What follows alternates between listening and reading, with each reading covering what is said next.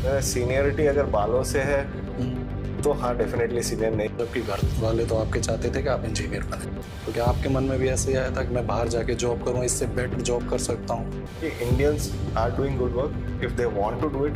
उनके family members were so happy कि at least last day of his life he was able to talk to me whom he considered as one of his favorite person। उस conversation के बाद जब उनसे मुझे पता चला कि नेक्स्ट डे ही एक्चुअली एक्सपायर्ड। फलाना जो एक डॉक्टर है and doctor Debashish very experience senior doctor, उनके सारे पेशेंट बड़ी तारीफ करते हैं उनकी, you should go and meet him. फिर मुझे पूछा है doctor Debashish, I said I am doctor Debashish. Now he was completely उनके फेस पे इरिटेशन दिखा, because my referred doctor told me he's a very senior doctor, you look completely young, you can't be Dr. Devashish। And this colonel was very when disclosing his story पूरी बताए नहीं बताऊँ, बात भी करूँ कि नहीं करूँ। कुछ इंसिडेंट्स मज़ेदार भी हैं और कुछ इंसिडेंट इंस्पिरेशन वाले भी हैं। नमस्कार दोस्तों, मेरा नाम डॉक्टर देवाशीष चंद्र है। मैं एक joint replacement as well as joint preservation surgeon हूँ। आज मेरे साथ हैं डॉक्टर प्रकाश, जो कि बहुत समय मेरे से बहुत सारे वार्ड पे राउंड्स पे सवाल पूछते हैं और मुझे कहते हैं कि ये आपके पर्सनल एक्सपीरियंसेस के ऊपर है, और मुझे लगता है कि वो कुछ सवाल ऐसे भी हैं जो कि बाकी लोगों के साथ शेयर किए जा सकते हैं। एंड ही वांटेड कि ये सारे सवाल हम वीडियो पे रिकॉर्ड करें ताकि लोग जाने, क्योंकि बहुत समय क्या होता है कि जब सीनियर डॉक्टर अपने जूनियर फेलो के साथ रहता है तो बहुत सारे एक्सपीरियंसेस शेयर करता है एंड डॉक्टर से ही सीखते हैं। जैसे मैंने अपने सीनियर से सीखा है, तो मेरे से प्रकाश ने भी बहुत सारी चीज़ें सीखी और वो इन्हीं के बारे में डिस्कस करना चाहता है, क्योंकि ये कुछ इंसिडेंट्स मज़ेदार भी हैं और कुछ इंसिडेंट इंस्पिरेशन वाले भी हैं। तो doctor Prakash. Yes sir, thank you so much sir, जो आपने मुझे चांस दिया कि मैं आपसे कुछ शेयर कर सकूं, जो अपने डाउट है क्लियर कर सकूं सर। तो सर, जैसा मैंने देखा है और मैंने सुना है अपनी टीम में रहते हुए कि आपका ना घर वाले चाहते थे कि आप इंजीनियर बनना चाहते हैं, बट सर ऐसा क्या हुआ जो आपको लगा कि नहीं, इंजीनियर नहीं डॉक्टर बनना बेस्ट होगा? क्योंकि जैसा मैं फील कर रहा हूँ, जैसा यहाँ का एनवायरनमेंट है सर, इवन आप अगर अच्छे इंजीनियर होते तो शायद बेटर लाइफ, इतना स्ट्रगल और इतनी सब कुछ नहीं करना पड़ता जो आप इन ड्यूरेशन में जो आपने फेस किया है। तो एज आई आगे चल के मैं भी आप ही की तरह एक डॉक्टर बनूंगा सर, तो मुझे पता है मुझे भी ये सब स्टेजेस क्लियर करने पड़ेंगे। तो सर, कैसे क्या आपको मोटिवेशन मिला कि मैं डॉक्टर ही बन के ही काम करूंगा, ना कि इंजीनियर, जबकि घर वाले तो आपके चाहते थे कि आप इंजीनियर बने? देखो, ये एक बहुत ही डिफिकल्ट स्टोरी है, क्योंकि जैसा कि नॉर्मली होता है ना कि बहुत सारे छोटे बच्चे जब होते हैं उनके वेरियस फेजेस ऑफ लाइफ में ना उनके वेरियस एम्बिशंस होते हैं। ठीक है। जैसे बचपन में किसी को पूछोगे क्या बनना चाहते हैं, जरूरी नहीं है कि वो एकदम क्लास 1 या 2 में जो जवाब दे वो 4 या 5 में दे। हर 2-3 साल में किसी को देख के उनकी इंस्पिरेशन चेंज होती रहती है। तो मेरा जो एक्सपीरियंस था वो था, मेरे फादर भी डॉक्टर हैं, तो फादर को देख के मैंने ये रियलाइज किया था कि मेरे फादर जो है वो हमेशा से ही बिजी रहते थे किसी ना किसी काम में, और उनसे हमारा इंटरेक्शन बहुत कम होता था। तो मेरे को फादर के साथ मिलने के बाद ये आइडिया था कि मैं डॉक्टर तो नहीं बनूंगा, बाकी कुछ भी बन जाऊँ, क्योंकि वो फैमिली टाइम नहीं देते थे।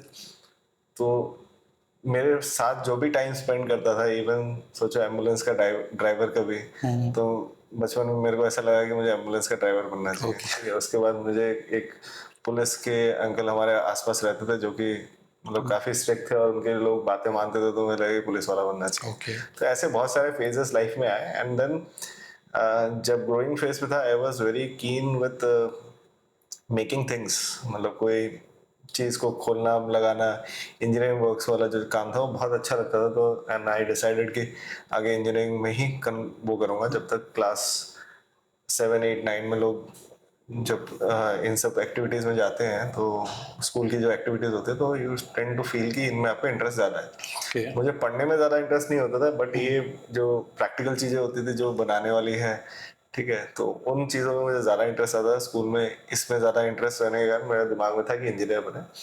बट एक बार क्या हुआ कि मैंने एक इंटरव्यू देखा एक डॉक्टर का जो कि काफ़ी फेमस है, डॉक्टर नरेश त्रिहान। तो ये I think I am talking about 95-96 की बात बोल रहा हूँ। ठीक है। तो दूरदर्शन में उनका एक इंटरव्यू आया and that interview was actually something which inspired me कि मैं आगे सोचूं कि सर्जन बनने का, क्योंकि उन्होंने कुछ ऐसी चीजें बोली उस समय जो कि मेरे लिए सुपर इंस्पिरेशनल थी, ठीक है। लाइक सर्जन डूइंग समथिंग, कुछ ऐसा करे जिससे लोगों की लाइफ बदल जाए, ठीक है। वो बैठा नहीं रहता है कि हाँ ये दवाइयाँ काम करेगी नहीं करेगी, वो रहता है कि मैंने ऐसा कुछ सर्जिकली किया जिस पे कट टू कट डिपेंड करता है कि मैंने कुछ खराब किया तो पेशेंट नहीं बचेगा, और कुछ मैंने ऐसा किया जिससे पेशेंट की जिंदगी हमेशा के लिए अच्छी हो जाएगी। And that was I think inspirational video. I don't remember that वो कि दूरदर्शन में कब देखा था, 95 96 की बात है। And I got inspired and then I had 2 और 3 रेफरेंसेस जिनमें कि किसी ने डॉक्टर नरेश चैन के बारे में अच्छा बोला, मेरे नोन जिन्होंने उनसे मिले, किसी ने पेशेंट थे, जैसे मेरा ब्रदर भी उनके अंडर में इंटर्नशिप किया, not as a medico, as a computer okay. Engineer, उनके वहाँ पे वो होते थे। तो the way he used to talk and convince करते थे पेशेंट्स को, तो मुझे लगा कि this is one of the noble profession जिसमें जाना चाहिए। And my aim to join MBBS was to become a surgeon, not to become a physician. मैंने कभी मतलब उस समय भी नहीं सोचा कि जब मैंने एमबीबीएस फर्स्ट ईयर ज्वाइन किया, यूजुअली लोगों के दिमाग में नहीं होता ही क्या बनेंगे, और मेरे दिमाग में यही था कि I will be a surgeon rather than I will be anything else, okay. ठीक है। मुझे यही नहीं पता था कि मतलब डॉक्टर बन के मेडिसिन वाला भी कोई वो होता है। मुझे ऐसा लगा कि मैंने बनना है, एमबीबीएस करना है और मैं सर्जरी ही करनी है, because I was super impressed with him.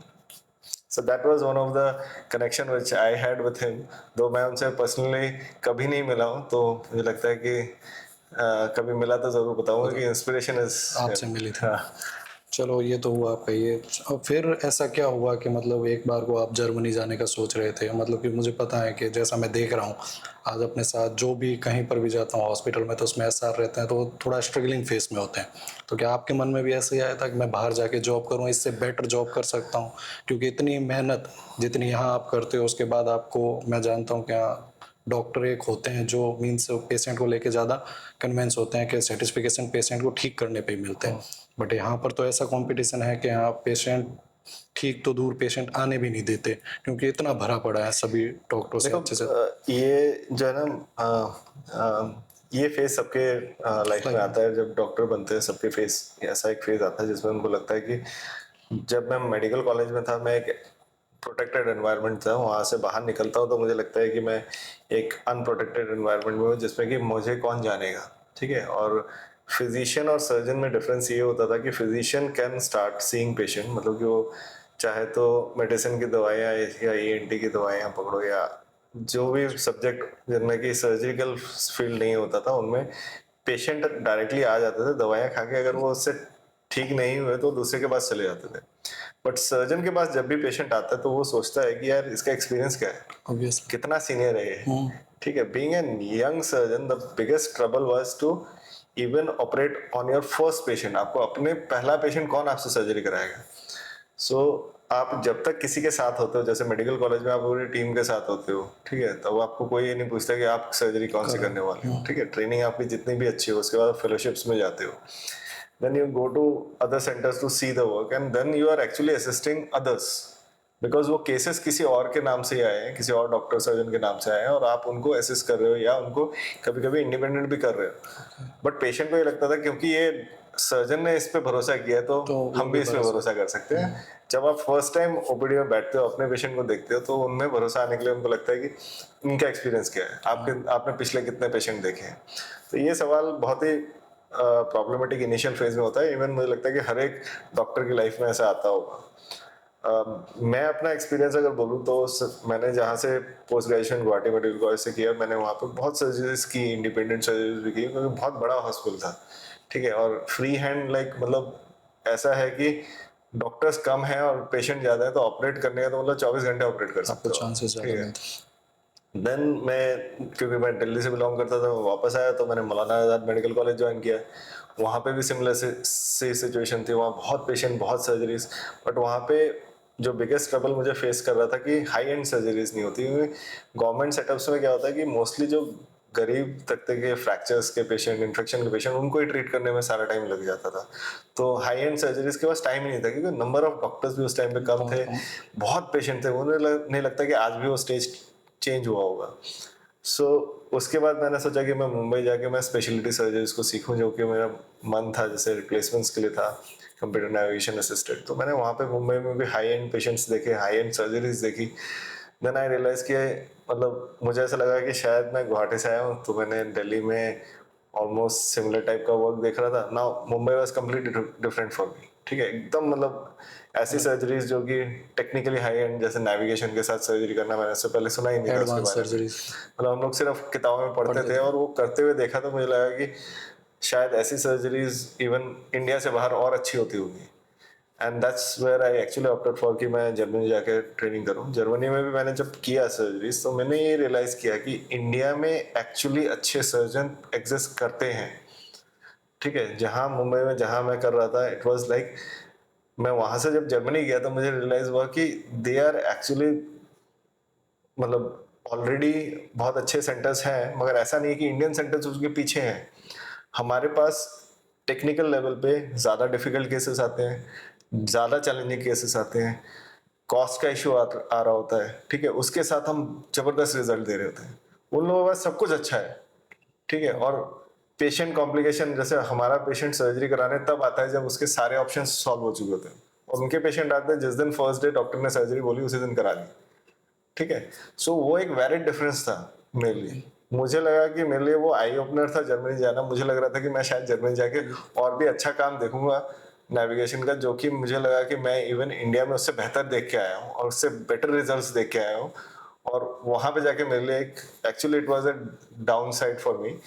And then I realize कि जितने भी लोग इंडियंस जा रहे हैं बाहर जाके काम करते हैं, एक्चुअली बाहर बहुत कुछ नहीं है, ठीक है। अगर आप चाहें, जैसे मैंने अपने मुंबई के सर्जन के साथ ये सीखा कि अगर आप चाहें और आपके अंदर करेज है और आप चाहते हैं कि आप बेटर रिजल्ट निकालें, don't need to stay outside, you need to stay in India. हमारे देश के लोग ज्यादा डॉक्टर्स की डिमांड, उनको ज्यादा अच्छे डॉक्टर्स की डिमांड है, जो कि बाहर नहीं है। बाहर जो भी जाते हैं they are counted as second class citizen. वहाँ के डॉक्टर्स में सबसे ज्यादा डिस्क्रिमिनेशन है। वहाँ पे उस ब्लैक कंट्रीज जैसे हमारे इंडियन एशियन कंट्रीज के डॉक्टर्स को डेफिनेटली हाँ अच्छा मानते हैं, मगर उनको फर्स्ट अपॉर्चुनिटी कभी नहीं देते, कभी नहीं। ठीक है। वो चीज मैंने वहां पे जर्मनी में भी फेस की। मुझे भी लगा कि हाँ, क्यों आना चाहते हैं लोग, ठीक है। इतने अच्छे अच्छे good mind only because of money, monetary, वो कि उनको वहां पे बेटर पैकेजेस मिलते हैं, मिलता है। तो वहां सेटल हो जाते थे। मुझे लगता है कि इंडिया में उन सर्जन्स की ज्यादा जरूरत थी, क्योंकि दे वर द टॉप लेयर। जो अच्छे डॉक्टर्स थे वो सारे के सारे बाहर बाहर चले चलेगा। गए। Then I realize and made sure कि मैं यहाँ से नहीं जाने वाला, और मैं सबको एनकरेज करूंगा कि यहाँ पे रहे, and everyone can do good quality work and in young phase of their life, not in old age. तो वो मेरा मोटो था। जर्मनी एक्चुअली मेरे लिए आई ओपनर था, कि मुझे रियलाइज हुआ कि Indians are doing good work if they want to do it. Encourage रखना है कि हाँ, बहुत खराब फेज जाएंगे उसके बाद ही अच्छा होगा, क्योंकि मेरे बॉस का भी, मुंबई वाले बॉस का भी बहुत खराब फेजेस लाइफ में गए हैं, जिसके बाद उन्होंने अब अच्छे फेज में आए हैं। तो मुझे लगता है कि ये स्ट्रगल जरूरी है, और स्ट्रगल नहीं करेंगे तो अच्छी चीजें समझ में नहीं आती उसकी वैल्यूएशन कितनी होती है। चलो फिर आप जर्मनी से वापस आ गए, फिर आपने दिल्ली में काम करना स्टार्ट किया।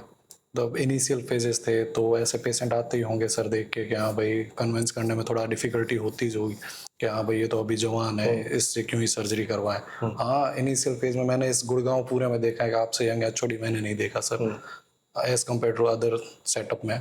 बट फिर भी मैं यहाँ देखता हूँ कुछ एक पेशेंट ऐसे आते हैं जो कन्विंस हो भी जाते हैं, और कभी कभार जब आप नहीं होते हो मैं राउंड पे जाता हूँ तो बोलते हैं कि देवाशीष सर ना, मतलब एक ऐसे मैजिकल वर्ड्स बोलते हैं जिससे आदमी अपने आप ही कन्वर्ट हो जाता है, कि वो हर फील्ड में अगर चाहते तो किसी में भी मतलब अच्छा नाम कर सकते थे। मतलब कि इतनी यंग एज में दूसरे डॉक्टर को मतलब कन्वर्ट करते हुए कम देखा, और उसके बाद उनकी इतनी तारीफ मैंने नहीं सुनी सर। तो ये क्या रीज़न है सर, ऐसी क्या बातें हैं? और ये भी देखा है मैंने कि आप चाहे सर्जिकल पेशेंट अदर हॉस्पिटल में देखता हूँ तो सर्जिकल और जो नॉर्मल कंप्लेन वाले पेशेंट आते हैं तो उनमें टाइम ऐसे पार्सिलिटी करते हैं कि भाई ये पेशेंट आया तो बैक पेन वगैरह के ऐसे नॉर्मल पेन्स वाले हैं तो इनको जल्दी जल्दी निपटाओ, और जो सर्जरी वाले हैं उनको बैठा के टाइम दो। बट आपके टाइम और आपके केसेस में देखा है पेशेंटों की लाइनें लगी रहती है सर, 30-30 मिनट आपको देना है, मतलब देना है पेशेंट को अच्छे से सेटिस्फाइड, उनके सारे सवाल के जवाब देने ही है। तो सर क्या ये सब रीज़न है पेशेंट के मतलब कन्विंस होने के, या देखो, टू वे में मैं बताऊं कि पेशेंट और डॉक्टर का रिलेशनशिप बनने के लिए ना सबसे इम्पोर्टेंट चीज़ है टाइम देना। जब तक तुम उनसे बात नहीं करोगे तब तक तुम्हें प्रॉब्लम का सोल्यूशन नहीं होगा। ये चीज़ भी देखो मैं अपने प्रैक्टिकल एक्सपीरियंसेस से सीखा हूँ। जैसे मैंने फर्स्ट ईयर एमबीबीएस में जब मैं था तब मेरे फादर को हार्ट की प्रॉब्लम थी।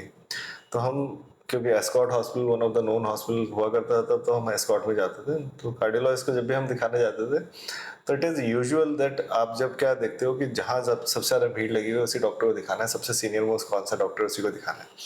Now my father being a doctor, मैं डॉक्टर मैं एमबीबीएस में था, तो अब हम लोग सबसे जो सीनियर मोस्ट डॉक्टर वहाँ पे दिखाने के लिए गए and it was like we waited for 3 4 5 hours to get his appointment time. Appointment time पे हम घुसे तो मुझे लगा कि उनके पास फ़ोन था, उनमें 2 3 फ़ोन आ रहे थे, उनकी सेक्रेटरी पीछे से पूछ रही थी एंड हमारे प्रॉब्लम के लिए उन्होंने एक ट्रीटमेंट बताया जिसके बारे में 2 सवाल पूछने जाने वाला था, तब तक उनके पास एक और फ़ोन आ गया, कोई और आ गया अंदर। तो इट वाज लाइक कि end of the consultation and we felt कि एटलीस्ट आई फेल्ट कि मुझे लगता है कि आई वाज नॉट सेटिस्फाइड।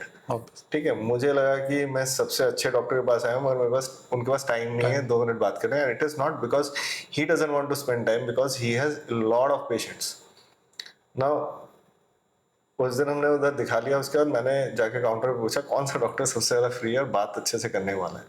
तो उन्होंने किसी एक और डॉक्टर का दिया जिसमें कि वेटिंग थी ही नहीं ऑलमोस्ट। तो मैंने बोला कि क्या हम उनको दोबारा दिखा सकते हैं पे करके? तो उन्होंने दिखा सकते हो।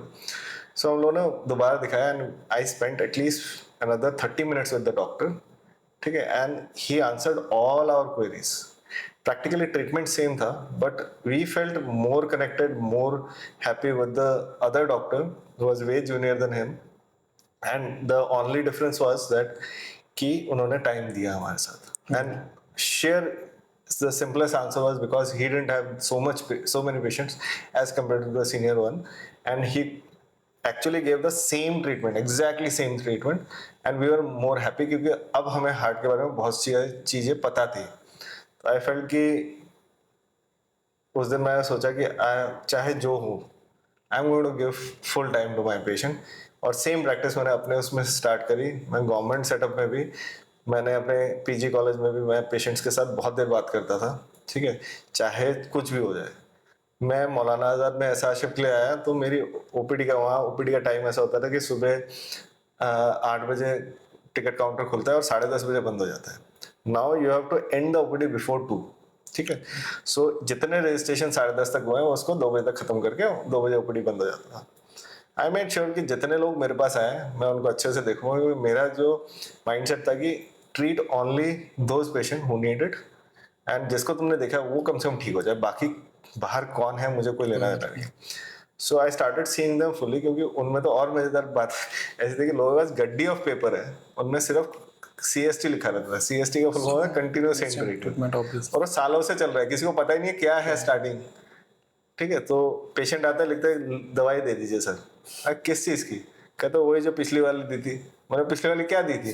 तो उस पर्चों में अगर तुम पीछे जाओगे तो देखो सब में सीएसटी और सालों से सीएसटी लिखा हुआ है, सेम ट्रीटमेंट। ठीक है, तो मैंने बोला इसमें तो दवाई लिखी नहीं है। कहता सर आपको सिर्फ वही लिखना है और साइन करना है, वो दवाई वाला दे देगा, उसको पता है। मैं कह लो इससे खराब और पैथेटिक सिचुएशन क्या हो सकता है। मैंने कहा भाई तुम्हें प्रॉब्लम क्या है वो बताओ, प्रॉब्लम का ट्रीटमेंट करूंगा। So I started seeing them पूरे डिटेल में। नाउ विद इन 2 3 मंथ्स ऐसा था कि जिसको अच्छे से दिखाना है दे यूज्ड टू वेट।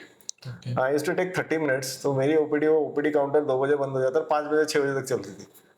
ठीक है, और वही जो 10:30 बजे तक रजिस्ट्री कराया, तो सोचो 10:30 से वो 5 बजे तक वेट कर रहा है दिखाने के लिए, and at the end of the day they are happy. ठीक है, so that happiness after treating someone who needs your attention, मुझे लगता है कि इंडिया की पॉपुलेशन बहुत बड़ी है, मैं सबको नहीं देख सकता हूँ, बट मैं जिसको देखता हूँ उसको एटलीस्ट ठीक करके देखूँ। ठीक है, वो मेरा मोटो है। ठीक है, तो इसलिए उस फिलॉसफी को मैंने अपने साथ कभी भी अलग होने नहीं दिया, and that actually got boosted. क्योंकि जब मैं दिल्ली से मुंबई गया तो मुंबई में भी यही कल्चर था कि डॉक्टर दिन में 30 35 पेशेंट देखता है ज़्यादा से ज़्यादा, और उनको अच्छे से देखेगा, पूरा टाइम देखे। ठीक है, फुल डे ओपीडी में 30 पेशेंट से ज़्यादा नहीं देखे, and that is what my rule is today in my OPD as well. Total दिन में 30 से ज़्यादा नहीं देखता, जितना भी प्रेशर करे। ठीक है, हॉस्पिटल प्रेशर करेगा ही करेगा। ठीक है, लोग प्रेशर करेंगे, लोगों को 10 को और को घुसना है, मत देखो।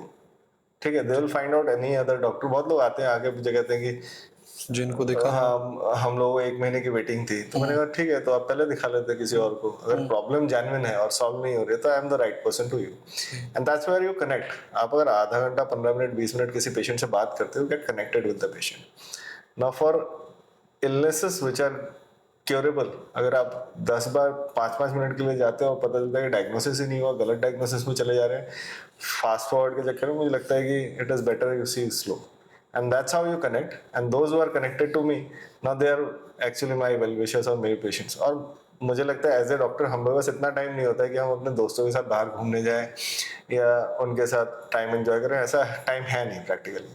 टाइम जो है वो अपने पेशेंट्स ही है, उन्हीं में से कुछ लोग दोस्त बन जाते हैं, उन्हीं के साथ अच्छे रिलेशन बन जाते हैं, and that's where they are happy and they feel connected, like family से बन जाए। फैमिली से बन जाती है, and that's where we actually see all the patients कि आप लोग जो है हमारे साथ अच्छा बेटर कनेक्ट हो जाओ, और हम उनके साथ क्या है कि आगे जो है जो फ्यूचर ट्रीटमेंट कभी उनके घर वालों को किसी के लिए ज़रूरत होता है तो वो लोग भी अच्छा कनेक्टेड फील करते हैं, एंड उसी से मुझे लगता है कि वो जो एक्सपेक्टेशन है सेट हो जाती है, लड़ाइयाँ नहीं होती आपस में पेशेंट्स की कि हाँ डॉक्टर ने जी देखा नहीं है, मैं समझाया नहीं, मैं सारे डिटेल में सारी चीज़ें समझाता हूँ, कॉम्प्लिकेशंस भी, ठीक है। तो this is one of the way of going forward, मुझे लगता है आगे के ज़माने में भी ऐसा ही होने वाला है।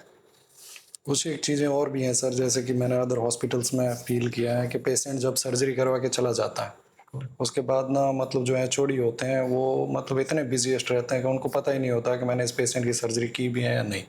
फॉलोअप में जो भी आते हैं उनके टीम मेंबर्स देखते हैं, सब कुछ वही देखते हैं, मतलब एचओडी को नहीं पता होता कि मुझे क्या देखना है, उसको बस ये पता होता है कि मुझे अगली सर्जरी कौन सी करनी है। आपके टाइम में मैंने देखा पर्सनल सर, आप मतलब पेशेंट जब डिस्चार्ज होता है, डिस्चार्ज से लेके 3 महीने 4 महीने जितना भी टाइम लगे उसको आप पर्सनल व्हाट्सएप पे फॉलो अप करते हो, ये करते हो। सर ये कैसे, मतलब ये आइडियाज़ कहाँ से आए, मतलब दूसरे सर्जन को देख के या क्या है? क्योंकि मुझे पर्सनली फील हुआ, अगर मैं भी चाहूँगा तो यही चाहूँगा कि नेक्स्ट टाइम के ऐसा कोई सर्जन ना मिले जिससे एक बार सर्जरी करवाने के बाद फॉलो अप के लिए भी मुझे अपॉइंटमेंट या वेट करना पड़े या भटकना पड़े, क्योंकि प्रॉब्लम तो कभी भी हो सकती है सर। पेशेंट एज आज डिस्चार्ज हुआ है, कल उसको प्रॉब्लम हो जाए, अब उसके मन में डाउट है वो क्लियर ना हो, तब तक उसके वैसे भी टेंशन रहेगी, उसके घर वालों को भी टेंशन।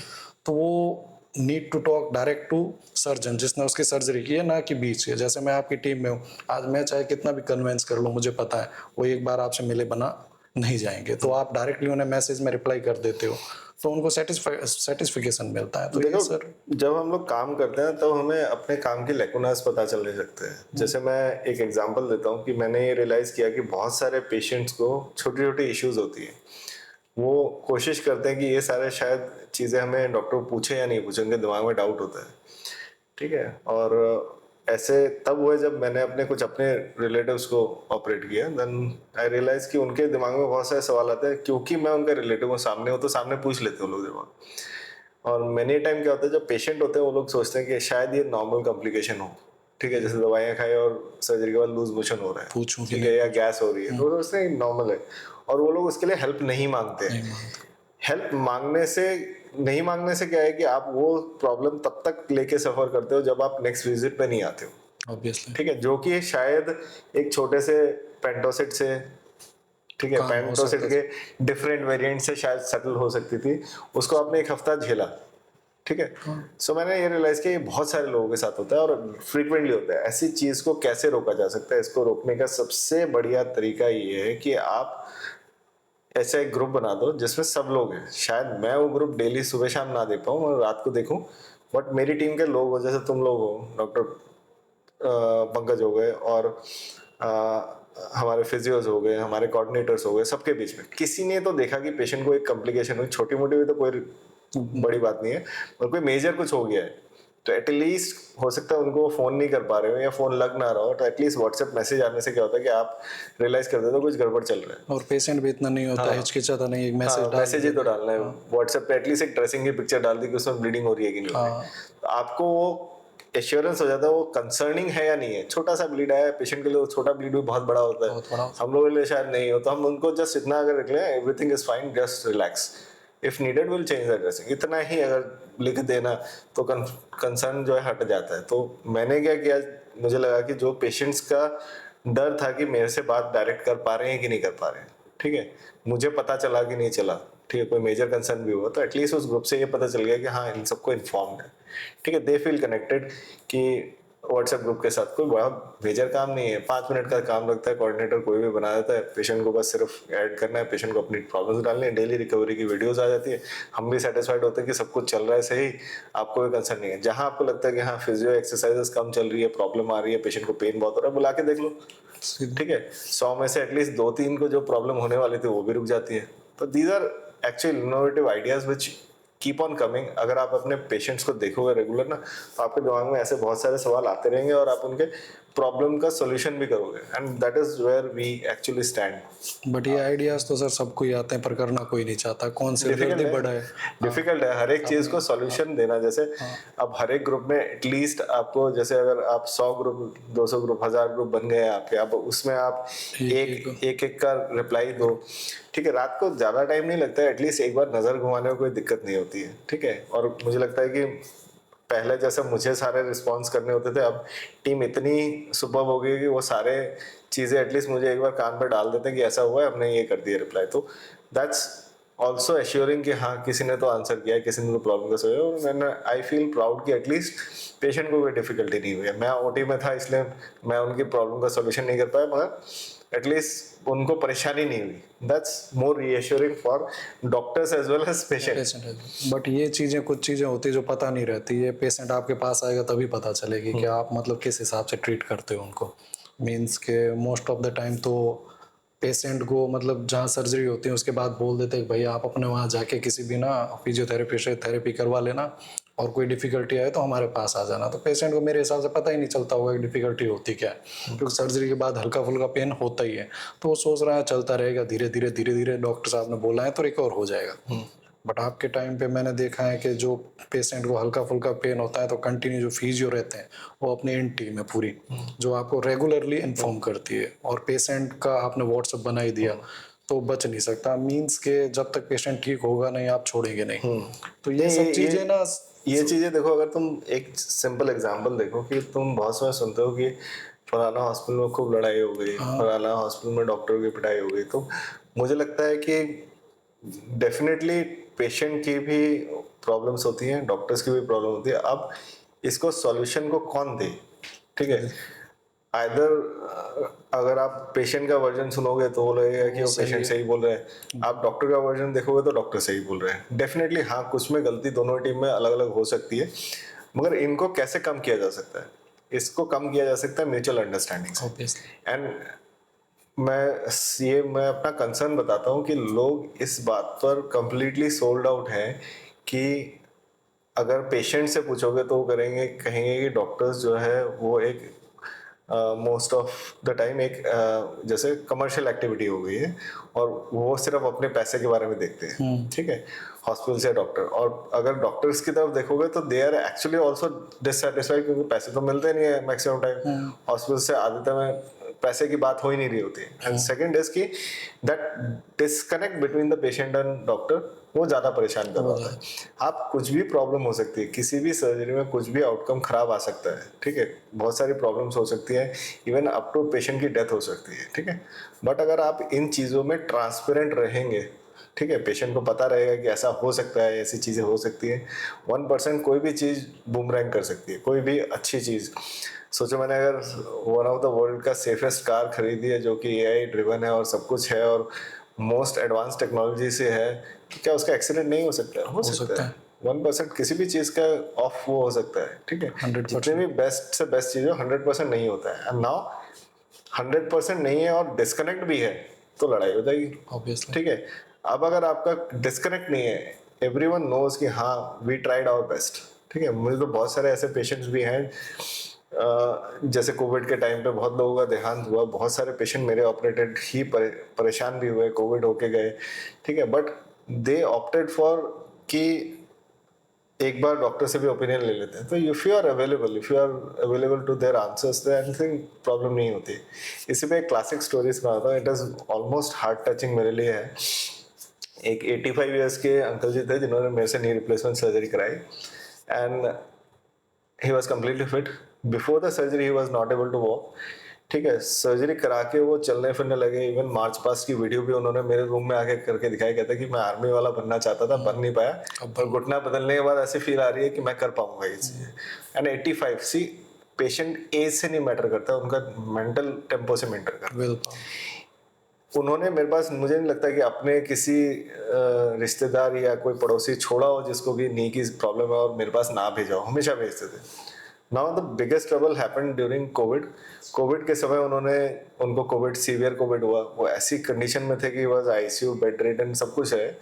एंड ऑलमोस्ट 14-15 डेज के करीब आईसीयू में रहने के बाद उनके बेटे ने बोला, मेरे को कांटेक्ट किया, बोला सर वो ना आपसे 2 मिनट बात करना चाहते हैं। And he is actually adamant कि आपसे बात करनी ही करनी है, क्योंकि आपसे बात करे बिना वो सेटिस्फाइड नहीं होते।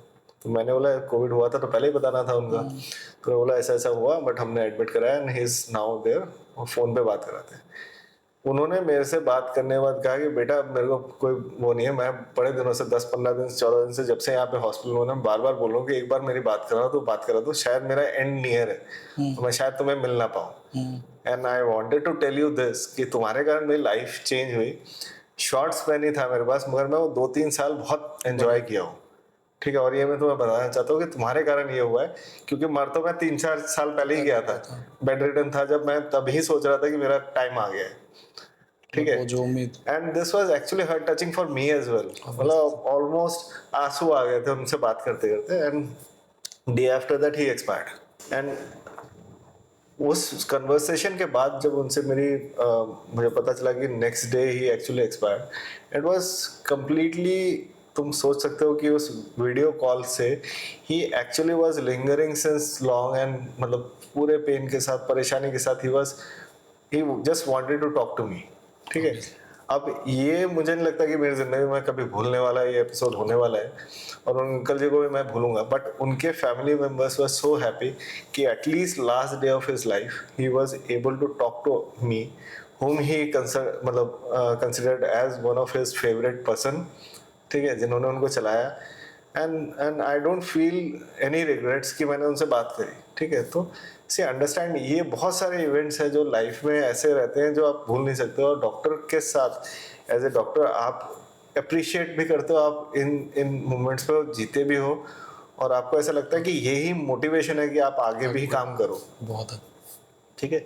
सो these are things which I feel कि पेशेंट और डॉक्टर के बीच में कनेक्शन बनाते हैं। And I feel very proud to be a doctor where I am able to मतलब make connect with older people, ठीक है। लोगों के साथ बात करके कनेक्शन बना पाता हूँ, उन लोगों के साथ दोस्ती भी हो जाती है, और ये हमारे मतलब मुझे लगता है कि मेरे बहुत अच्छे फ्रेंड्स भी बन जाते हैं, ठीक है। बहुत सारे पेशेंट्स ऐसे हैं जिनके साथ इवन मैं उनके इवेंट्स भी अटेंड करने गया हूँ। तो आई डोंट फील कि that's not the right way, and it is the right way forward कि लोग कनेक्ट रहे डॉक्टर्स के साथ। Obviously sir. और बाकी मैंने काफ़ी टाइम पे देखा है राउंड पे, जब आप जाते हो या फॉलो अप पे जब पेशेंट आते हैं, जो पेशेंट की खुशी होती है वो दिखती है सर सामने कि पेशेंट की टच है, वो सब चीज़ें, ये सब जो चीज़ें हैं सर, जो एक सर्जन की और जैसी सोच होती है। आज मैं अगर पेशेंट होता तो मैं अगर किसी के पास जाऊँ तो मुझे पता है कि एक सर्जन मुझे बस इतना ही देखेगा जब तक सर्जरी और पेशेंट ठीक, बस उसके बाद मुझे नहीं लगता कोई उनका कोई कांटेक्ट रहता है या कुछ भी रहता है। आप जाओगे तो भी हाँ ठीक है, चलो आ गया, चलो ठीक है, मतलब हाल चाल, अगर सर्जरी होगी तो आपको मतलब कि वो ठीक है, बात करेंगे अच्छे से, वरना ठीक है। बट आपके केसेस में ये सब नहीं देखता। जो भी आते हैं जब तक टच में रहते हैं, कभी भी आते हैं आप मिलते हैं, करते टाइम देते हैं, चाहे ओपीडी के बीच में आए चाहे बाद में आए, आप फिर भी एक बार उनको टाइम देते हैं। तो ये सारी चीज़ें हैं जो मेरे मन में थी, तो मैंने कहा पूछता हूँ, क्योंकि मैं और भी बताता हूँ, बहुत सारे ऐसे इवेंट्स हैं जैसे पेशेंट्स जो अचीव करता है ना आफ्टर, जैसे most of the hip and knee replacement वाले पेशेंट्स जो होते हैं वो डरे होते हैं लाइफ में। हमेशा ऐसा डर होता है कि सर्जरी कराएं कि नहीं कराएं, क्योंकि उनको कुछ एक बैड एग्जांपल्स मिले हुए होते हैं पहले, ठीक है। और वो बैड वाले उनको इतना डरा देते हैं कि उनकी लाइफ में ये डिसीजन लेना मुश्किल होता है कि मैं अपनी लाइफ के लिए सर्जरी कराऊं कि नहीं कराऊं। नाउ अंडरस्टैंड, पेशेंट सर्जरी इच्छा से नहीं करने आता है। It is their complaints, their problems which are forcing them to go to a doctor, to a surgeon and get the surgery done. This is not a elective thing. They don't want कि मैं खुशी खुशी surgery कराना चाहूँ। It is about कि मैं अपने problem से बाहर निकलने के लिए जा रहा हूँ। नाउ इस मोमेंट में आप जब डरे हुए ऑलरेडी हो, अगर आप डरे हुए रहोगे तो आपकी प्रॉब्लम्स बड़ी दिखाई देने लगेगी और बड़ी दिखाई देने लगेगी। तो डॉक्टर एज ए फ्रेंड आपको जब भी मिलता है, आप उनसे अच्छे से बात कर रहे होते हो, उनके डर को भगाने के लिए बहुत सारे काम करते हो, then they get connected and they feel you as your their friend, and बहुत सारे पेशेंट मैं तुम्हें बता रहा हूँ कि जैसे एक लेडी थी जिनकी नी रिप्लेसमेंट के बाद शी क्लाइंब माउंटेन्स, जिसमें कि उन्होंने 6000 स्टेप चढ़े एंड सुबह 5 बजे सूर्योदय देखा। She made the video and send it to me. Okay. ठीक है, एक अंकल जी ने पहाड़ में नीचे स्लोप में ढलान में चलते हुए, मतलब पहाड़ी एरिया में ऊंचा नीचे जगह पे चलाया और बेटे को दूर से बोला, बेटा ये वीडियो रिकॉर्ड कर और सर को भेज दे, बोल के उनके कारण मैं ये सब कर पा रहा हूँ। ठीक है, एक लेडी ने मुझे अपनी स्विमिंग करने की वीडियोस भेजी कि मैं बेड रिडन थी टू ए पॉइंट कि मैं अब स्विमिंग कर पा रही हूँ, अब आराम से तैर पा रही हूँ और रिकॉर्ड बना रही हूँ। See, these are memories and they want to share their memories. ठीक है, लोग अपने बच्चों की शादियों में नाच रहे होते हैं, उनकी वीडियो मुझे भेजते हैं। ठीक है, आउट ऑफ द ब्लू एकदम सडनली 2-3 साल बाद एक व्हाट्सएप में मैसेज आता है, उसमें ये वीडियोस आती हैं and you feel connected to them. ठीक है, and this is where actually ये मोटिवेशन, पॉजिटिव मोटिवेशन मुझे देता है कि और भी ऐसा अच्छा करो, और भी लोग देखें, और भी लोग करें, और ज़्यादा बेटर हम लोग रिजल्ट्स दे पाए। So these are things which I think surgeon की लाइफ में होता है, जो रियल हैप्पीनेस हाँ, होती रियल है। हैप्पीनेस होती है, और ये ड्राइविंग फोर्स होता है हम सर्जन्स के लिए कि और बेटर डिलीवर काम को डिलीवर करें। हाँ, वो सर मैं सब आप में देखता हूँ सर, एक्चुअली जैसा फील करता हूँ, क्योंकि मैंने देखा है जैसे जैसे आप ऊपर बढ़ते जाते हो, जैसे जैसे नंबर ऑफ पेशेंट बढ़ते जाते हैं, जैसे जैसे आपके पास केसेस आते हैं, जैसे जैसे आपका नाम ऊपर होता है, तो सर्जन के बिहेवियर में लाइक थोड़ा चेंज होता है। बट 1-1.5 साल से मैं कंटिन्यू, आप बिल्कुल न्यूट्रल, चाहे केसेस बड़े हो चाहे पेशेंट बड़े हो कुछ भी हो, बट सेम स्ट्रेटजी है आपकी। पेशेंट को कैसे देखना है, कैसे फॉलो अप करना है, पेशेंट को पोस्ट ऑप के बाद कैसे देखना है, उसका कैसे फॉलो अप लेना है, ये सारी चीज़ें जो हैं वो। ये मुझे लगता है इसके पीछे एक और चीज़ है कि यंग हाँ, ब्लड होता है ना। तुम हाँ, पहला सवाल तुमने पूछा कि डॉक्टर यंग होना चाहिए या हाँ, हाँ, एक्सपीरियंस हो जाए, मुझे लगता हाँ। है यंग लुकिंग से एक्सपीरियंस का कोई लेना देना नहीं है। बात वो पेशेंट की ठीक थिंकिंग और है, साइकोलॉजी ऐसी बना रखी है ना, पेशेंट को ये नहीं पता क्वालिटी और क्वांटिटी। मींस एक्सपीरियंस मैटर करता है सर, नो डाउट, बट वो एक्सपीरियंस आप मतलब कि ऐसा नहीं है कि आप एज के साथ गेन करोगे, आप केसेस के साथ गेन करोगे, तो वो। क्योंकि मैं अपना, मेरा जो बैकग्राउंड है, मैं हाँ, तुम्हें बता रहा हूँ ना कि मैंने जो अपने कार्डियोलॉजी वाली स्टोरी बताई है, वो मेरे फादर के साथ जब मैं फर्स्ट ईयर एमबीबीएस में था, मैंने डॉक्टर बनने का एक्सपीरियंस जो इंटरव्यू देखा था, दैट वाज इन क्लास 7-8। ठीक है, तो understand these are actually your positive motivation which started way back. Experience तब से शुरू हो गया जब लोगों ने इनफैक्ट सोचा नहीं होगा कि मुझे डॉक्टर बनना है या सर्जन बनना है, या सर्जन बन के क्या करूँगा। तो एज में आप यंग दिखते हो, बट आपका एक्सपीरियंस और लंबा हो गया है, क्योंकि आपने बहुत सारी ऐसी चीज़ें देखी जो दूसरे लोगों ने नहीं, बाद में आके देखी होती है। So it is not your grey hairs, white hair जो कि आपको बताते हैं कि आपकी एज ज़्यादा है, अब आप एक्सपीरियंस दिखोगे। तो मुझे लगता है ये फिलॉसफी चेंज करने में मैं पूरी तरह से कामयाब रहा हूँ। बहुत सारे लोग, ऐसा भी होता है कि मैं इस पे एक स्टोरी सुना देता हूँ। एक हॉस्पिटल में काम करता था जहाँ पे कि आर्मी के पेशेंट्स रेफरल लेके आते थे। तो आर्मी का जो रेफरल बेस सेंटर होता है, वहाँ से वो जब हॉस्पिटल के लिए लिख के देते हैं, तो usually they right the name of hospital में, इस डिपार्टमेंट में दिखाना है। तो उस समय की बात बता रहा हूँ, ये कम से कम मेरे ख्याल से आज से 10-1 साल पहले की बात है। तो तब मेरी दाढ़ी भी नहीं थी, बाल सफ़ेद भी नहीं थे, तो एकदम यंग फ्रेश दिखाई देता था। सो आर्मी के पेशेंट्स को अच्छे से देखता था, क्योंकि 90% of the patients, army patients जो है वो बड़े हॉस्पिटल्स में, क्योंकि गवर्नमेंट जो है पेमेंट कम करती है, तो ज़्यादा वॉल्यूम में देखते थे और कम टाइम देते थे पेशेंट को। मैं अपना पूरा टाइम वैसे ही देता था। सो मेरी ओपीडी करीब मतलब 1 बजे से 4 बजे के बीच होती थी, जो कि सबसे डेड टाइम माना जाता था। दोपहर को कोई पेशेंट नहीं आता था। सो उस टाइम में भी जब वो पेशेंट आते थे तो मैं उनसे अच्छे से बात करता था। ओवर द टाइम 6 महीने 8 महीने के अंदर एक ऐसा सा मैसेज चला गया उनके आर्मी के जो रेफरल डॉक्टर्स होते थे, उनके पास ऐसा गया कि एक कोई सीनियर मोस्ट डॉक्टर आया है और वो बड़ा अच्छे से देखता है और पेशेंट का ट्रीटमेंट इतने अच्छे से करता है कि पेशेंट ठीक हो जाता है। ठीक है ना, वहाँ से किसी कर्नल को, जो मतलब जिनको हिप की एक प्रॉब्लम थी, हिप आर्थराइटिस था, उन्होंने बहुत सारे हॉस्पिटल से ऑलरेडी दिखाया हुआ था and he was very concern about कि हिप आर्थराइटिस में उनको हिप सर्जरी करानी है कि नहीं करानी। कुछ बोल रहे थे करा लो, कुछ नहीं करा लो, कंफ्यूज थे किससे करा लो, ये भी एक और कंसर्न था। And this guy went to the army base and said कि मुझे ऐसे हॉस्पिटल भेजो जिसमें सबसे अच्छा एक्सपीरियंस डॉक्टर हो, जो मेरी क्वेरीज को सॉल्व कर सके। ना मेरा ऐसा फीडबैक गया था कि बहुत अच्छे से देखता है और अच्छे से ट्रीट करता है।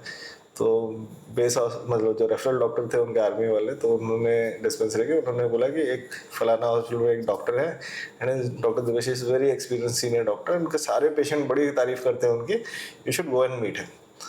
तो अब ये कर्नल वाले लोग जो थे वो और ज़्यादा सीनियर वाले लोग हैं। Now he came to hospital and he actually came around somewhere around 1:30 ऐसे आया, दरवाज़ा नॉक किया तो खोल के अंदर आए, आके मुझे पूछा है doctor Devashish. I said I am doctor Devashish. Now he was मतलब कंप्लीटली उनके फेस पे इरिटेशन दिख रहा था and said no, I need to meet Dr. Debashish Chandra. I said, yes, I am Dr. Debashish. Because no, because my referral doctor told me he's a very senior doctor. You look completely young. You can't be Dr. Debashish. And now I said, sir, I have no idea who has sent you here. आपको ये देखो कि मेरे नाम से भेजा है, मेरा ही नाम है, बाहर से पूछ के आपको यहीं भेजा है, तो मैं ही डॉक्टर देवेशी हूँ। मुझे ये नहीं पता कि आपको किसने बताया कि ये बहुत सीनियर और बहुत एक्सपीरियंस्ड है। मेरा सीनियरिटी अगर बालों से है तो हाँ डेफिनेटली सीनियर नहीं हो, एक्सपीरियंस अगर बालों से है तो डेफिनेटली सफेद बालों से नहीं, but I am experience and I will understand your problem. आप बताएं। And this colonel was very मतलब when disclosing his story पूरी बताए, नहीं बताऊँ, बात भी करूँ कि नहीं करूँ, क्योंकि पहला एक्सप्रेशन ही ऐसा आ गया आर्मी वालों को, ऐसा होता है कि इसने जो बताया वैसा ना मिले तो मानते नहीं है। मानते नहीं। स्लोली ग्रेजुअली उन्होंने बात करते करते अपने आप ओपन होने लगे and then he realised actually मैं उनको सही एडवाइस दे रहा हूँ। Now he was able to do all activities, मतलब कि वो रनिंग करते थे 4 से 5 किलोमीटर रोज का, जॉगिंग टाइप की, all activities he can do, बस only thing he was not able to do was squatting. ठीक है, क्योंकि उनको हिप में आर्थराइटिस है एक साइड में। Now is he a candidate for hip replacement? Obviously no. सारे काम कर पा रहे हैं, पहाड़ चढ़ पा रहे हैं, सब कुछ कर पा रहे हैं, क्योंकि एक्सरे में आर्थराइटिस दिख रहा है। लिमिटेशन ओनली है स्क्वाटिंग की, इंडियन टॉयलेट नहीं यूज करने से काम चलता है। And he is colonel, which colonel uses Indian toilet? He doesn't use it. Now everyone was treating his x-rays and I told him कि भाई एक्सरे छोड़ो, आपकी लिमिटेशन बताओ, आपकी प्रॉब्लम बताओ। कहते पेन है नहीं। मैंने कहा पेन किलर खाते हो? कहते नहीं। मैंने कब खाई थी पेन किलर? कहता लास्ट 6 साल में कोई पेन किलर नहीं खाई। मैंने कहा आपको मेडिकल इशू क्या है? कहता है कि मेरे को मेडिकल इशू ब्लड प्रेशर है, बाकी कुछ है नहीं। मैंने कहा आप चलते कितना होगा? 4 से 5 किलोमीटर रोज का चलता हूँ। मैंने कहा आप अपनी किसी एक्टिविटी में आपको ऐसा लगता है कि लिमिटेशन है? कहता नहीं, मैं तो सब करके दिखा दूंगा आपको। तो मैंने कहा फिर आपने एक्सरे क्यों कराया? कहता कभी कभी माइल्ड दर्द हुआ था 6-8 साल पहले, तो किसी ने एक्सरे करा दिया। अब मैं हर साल जाता हूँ तो हर साल 2 बार डॉक्टर एक्सरे लिख देता है, तो एक्सरे में मैं देख रहा हूँ कि वो डिटेरियरेट होता हुआ जा रहा है। मैं कहा आपको प्रॉब्लम, मतलब मुझे तो अभी भी नहीं समझ में आ रहा है कि आपको है प्रॉब्लम क्या। आप चल रहे हो, पता भी नहीं चल रहा है कि आपके चलने से पेन है। Now this is not A candidate for hip replacement surgery. कब हम हिप रिप्लेसमेंट के लिए बोलते हैं? जब पेशेंट कंटिन्यूस पेन किलर्स में लिंपिंग कर रहा है, चल नहीं पा रहा है, अपनी डेली एक्टिविटीज नहीं कर पा रहा है, he was able to do everything. Now will you consider him for a surgery? I will no. I said completely no. Now this is your experience where you say you are able to say no to a patient who doesn't need a surgery. Obviously sir. ठीक है, yes उनके लिए benchmark था, क्योंकि अब तक जितने doctor को वो एक्सरे जाके सबसे पहली चीज तो एक्सरे दिखाते थे and everyone was treating the X-ray खराब था। ठीक है, अब उन्हें ये भी याद नहीं कि वो आर्थराइटिस एक साइड में शुरू कहाँ से होगा, किसी इंजरी से शुरू होगा। आर्मी के लोगों को हो सकता है यंग एज में बहुत सारे पैराग्लाइडिंग, जंपिंग वंपिंग बहुत कुछ करते हैं, इंजरीज हुई होंगी, उससे हुआ होगा। एंड ही डजंट रिकलेक्ट कि किस एज में वो आर्थराइटिस डेवलप हुआ है। He doesn't have any problem with it. If you don't have a problem, why would you treat it? So this is experience and this doesn't need age और grey hair कि आप experience को बताएं। The person was convinced. Now before leaving he said doctor I am convince, जिसने भेजा था ना सही जगह पे भेजा था। अगर थैंक यू। ये तो मैंने भी देखा है सर। जब लास्ट टाइम हम राउंड पे गए थे, एक लेडीज का शायद रेफरेंस था, तो सबने बोला डॉक्टर देवाशीष सर आके देखेंगे, डॉक्टर देवाशीष सर आके देंगे। जैसे आप आए तो वो शौक में रह गई, आप डॉक्टर देवाशीष हो। मैंने सोचा था कोई बुढ़ा सा आएगा, वाइट बाल वाइट दाढ़ी लिए हुए, और आप तो बड़े यंग हो। So these are common things. I don't feel and I don't mind leaving those patient who have still their mindset कि मुझे एक बहुत बूढ़े सर्जन से ही सर्जरी करानी है और बहुत सुपर एक्सपीरियंस एज के हिसाब से या बालों के हिसाब से देखना चाहता हूँ, तो I don't mind कि वो लोग अपना डिसीजन खुद ले। But understand you want doctor to be your friend, doctor to be sufficiently experience to tackle your problem. Difficult most problem होती है, डिफिकल्ट मोस्ट सर्जरी होती है, क्या वो टैकल कर पाएगा? हाँ, कौन सी सर्जरी ऐसी है जो मुझे नहीं लगता कि मैं परफॉर्म नहीं कर सकता हूँ या नहीं कर रहा हूँ, मैं कर रहा हूँ, सारी चीज़ें कर रहे हैं हम लोग यहाँ पे, and comfortably with patient being your friend. I think that's the way ahead, और आगे हम लोग इसी से ही प्रॉस्पर कर सकते हैं। और मेरा message to all young surgeons like you ये है कि spend time with your patient. No one is going to rely only on your gray hairs in future times. It is going to be young surgeons who are going to take over all the show. सारे young surgeons ही होने वाले हैं हर जगह पे, ठीक है। आप अपना सर्जन यंग ही ढूंढने वाले हो, यंग के साथ ही रहने वाले हो, और यंग सर्जन्स पे भरोसा करोगे, क्योंकि इंडिया भी डेवलप होने लगा है, लोग यहाँ पे रहने लगे हैं। इंडियन अच्छे डॉक्टर्स अब बाहर जाने का सोचते नहीं है बहुत लोग, ठीक है। मेरे टाइम पे जितने लोग बाहर जाते थे, आज के टाइम में मुझे लगता है कि बहुत कम लोग हैं जो सिर्फ बाहर का सोचते हैं। ऐसे लोग हैं जो अब लोअर वाले लोग हैं, पहले टॉपर्स होते थे जो बाहर चले जाते थे, अभी लोअर वाले कैटेगरी वाले लोग बाहर जाते हैं, बिकॉज आई डोंट फील कि India is anywhere behind any technological advances, और technological advances young surgeon, young doctor ही उनको टैकल कर पास है। जैसे रोबोटिक सर्जरीज हो गई, MIS सर्जरीज हो गई, these are actually newer generation surgeries जो कि यंग सर्जन ही कर पा रहे हैं। तो मेरे लिए सबके लिए मैसेज है, तुम्हारे लिए, नए सर्जन्स के लिए, कि don't worry about it, now the time is going to change and it has changed, so it will change. लोगों का मेंटल थिंकिंग भी चेंज होने वाला है, क्योंकि अमेरिका में भी सारे यंग सर्जन ही दिखाई देते हैं। ओल्ड सर्जन्स जो है वो विजडम के लिए है, जो आपको एक गाइड करने के लिए, आप फंस गए तो गाइड मोस्ट ऑफ मतलब ऐसी जो कंट्रीज हैं उसमें मींस कॉम्प्लिकेशंस कम होते हैं। इंडिया में उतने कॉम्प्लिकेशंस आप देख चुके होते हैं सर। मेरे हिसाब से जब गवर्नमेंट में जॉब करते हो तो हर टाइप का केस आता है। मेरे हिसाब से एक्सपीरियंस आपको वैसे ही हो जाता है जब तक आप करके खुद की प्रैक्टिस में आते हो। तो मुझे नहीं लगता सर कि हाँ, ये थिंकिंग भी लोगों में डेवलप होनी चाहिए कि हमने जब यहाँ तक पहुँचे ना तो लगभग सारे केस देख ही लिए। ऐसा नहीं है जैसे अमेरिका हो गया, वहाँ पर मतलब इनिशियल स्टेज में पेशेंट आ जाते हैं। यहाँ वर्स्ट कंडीशन में आते हैं इंडिया में कि हाँ पेशेंट अब कुछ नहीं हो सकता तो चलो डॉक्टर के पास। तो मींस मेरे हिसाब से सारे केसेस तो हो ही जाते हैं। तो इसमें एक्सपीरियंस का नहीं, सर्जरी का डिपेंड करता है कि आपने कितनी सर्जरी परफॉर्मिंग और कितनी देख चुके हैं sir. Experience is more of आपने कितना काम किया है उस पर, ठीक है। उस फील्ड में जरूरी नहीं है कि आपको सारे बाल सफेद करके और बूढ़ा होके उस चीज को करना है। तो अब मेरे सब यंग सर्जन्स के लिए एडवाइस है, don't worry, keep doing honest work, keep talking to your patient is the right person who is going to do better if you take care, and the moment you take your patient's care they will come back with more references, और patient लोगों को लेके वही आने वाले हैं। चलो thank you so much sir, यही डाउट्स थे जो मेरे क्लियर होंगे। Thank you. फिर कुछ डाउट होंगे तो आगे और पॉडकास्ट में डिस्कस करेंगे sir. Thank you so much sir. Thanks.